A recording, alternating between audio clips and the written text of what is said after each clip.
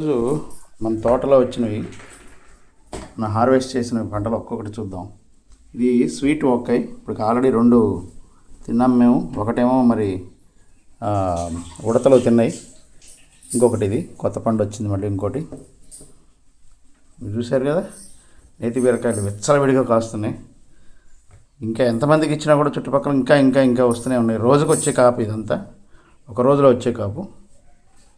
ఇది పాలకూర ఇంకా ఉంది, సరే కోయలేక ఇవాళకి ఇక్కడ ఆపేసాను. ఇవి చెర్రీ టమాటోస్.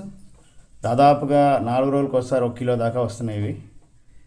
ఇవి ఒక 1/2 కిలో ఉండొచ్చు. దొండకాయలు మంచి విత్తనం, బాగుంటుంది, చాలా తొందరగా పండవు కూడా ఇవి. సరే, ఇవి మన పూల తోటలో వచ్చే రకరకాల పూలు ఉన్నాయి ఇక్కడ. దీంట్లో రంగుల రంగుల మందారాలు, దాదాపుగా 30 రకాల మందారాలు పెట్టాను, కానీ ఒక 20 మిగిలి ఉంటాయి. ఇక శంకుపూలు, నిత్యమల్లె. శంకుపూల్లో కూడా 3-4 రకాలు ఉన్నాయి దీంట్లో.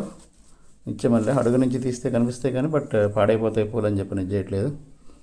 ఇంకా కాకరకాయ 1/2 కిలో వచ్చినాయి ఇవాళ. సరే, దోసకాయలు కొన్ని కుళ్ళిపోయినాయి నేల మీద పెట్టడం వల్ల. ఇదిగో ఇది ఒకటే కోసుకొచ్చాం ఇవాళ.